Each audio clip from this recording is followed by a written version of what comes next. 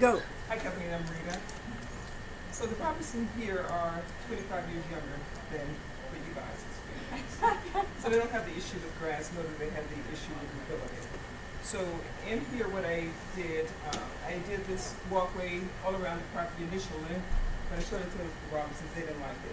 So it was a little bit too much. So they asked me to scale it back. As you see on the final, I did scale it back. So what happens here, you see the psych area for the children. You look their goalpost here, where they're playing their game. They've already been out there playing. You see the grass is kind of worn a bit there. To screen against the neighbors, and it didn't actually come out on this version. There's a wall. There's a 6-foot wall here. And the wall doesn't carry all around the property. I thought about it later that I probably should have, but I didn't. I did it just here. I did for the bird feeders in these deciduous trees. You see bird feeders in here so that the clients can sit on the patio and view the birds there. And on the patio, they asked for a fire pit. So there's a fire pit on one end.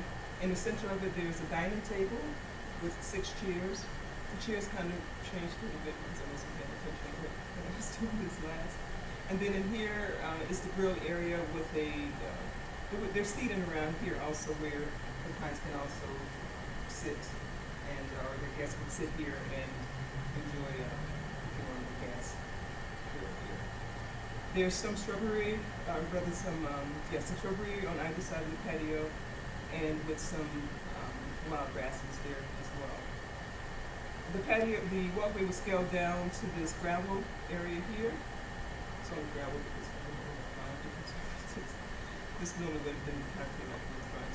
And then the driveway is pavers with some evergreen screening along the fence line with the neighborhood lots to watch that's here. And then also some evergreen trees. On the side of the shed there's sand in case the children want to come out and play in the sandbox. It's kind of hidden back there. And additional trees and shrubbery also there.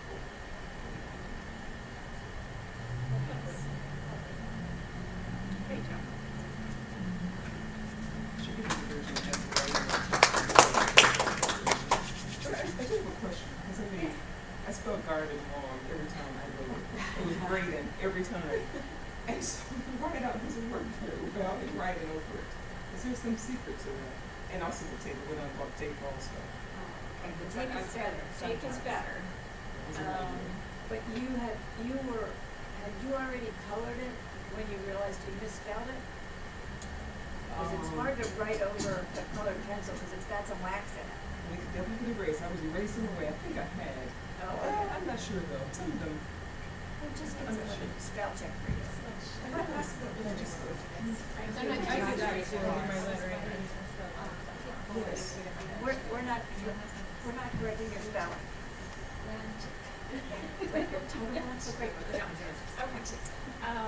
Well done. I do really like these amorphous shapes.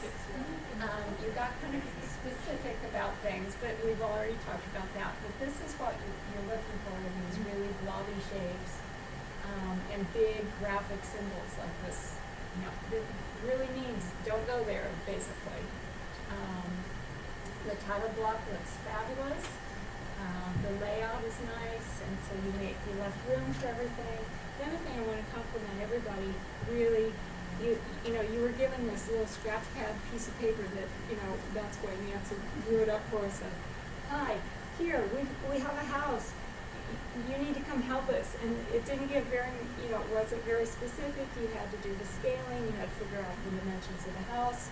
And you all place things very nicely. So it's learning how to decipher those kind of hand notes you get from a client.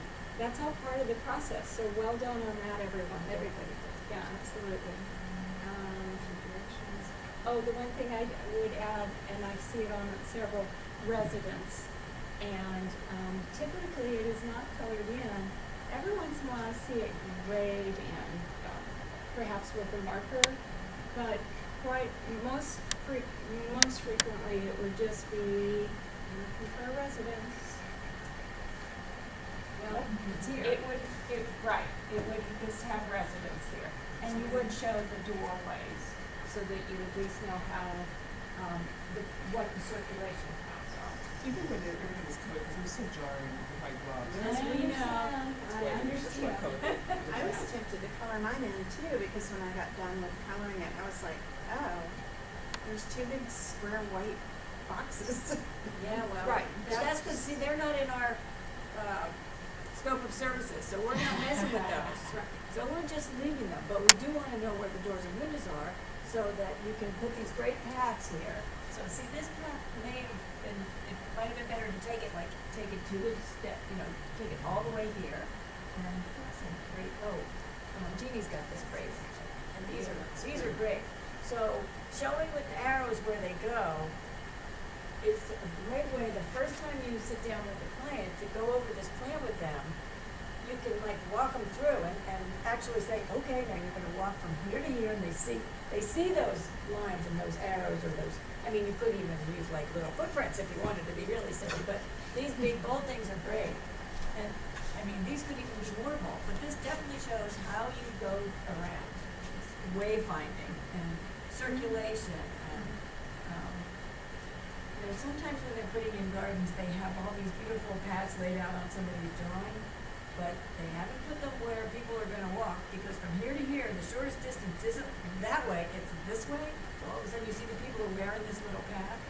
So be cognizant of that when you're starting to put these in, because people are always gonna cut corners and turn here and whatever they can. So do make your paths in a logical location. But you can think about that even when you're laying out like a formal garden and the path is clearly, at right angles. You can do hedging along the side or something that's a barrier so they have to stay on the path.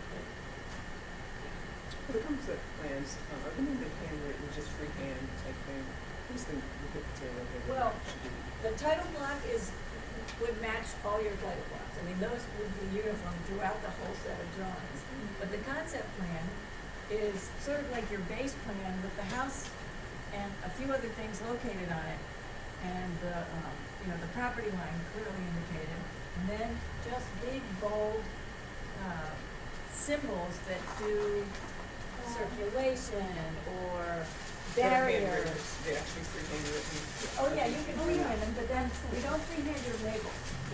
Anytime you're putting any kind of labels, you'll need to do your guidelines.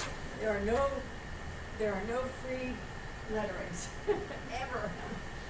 You can have the most beautiful drawing in the world, and then you go and label it without using lines, and it's totally messed up.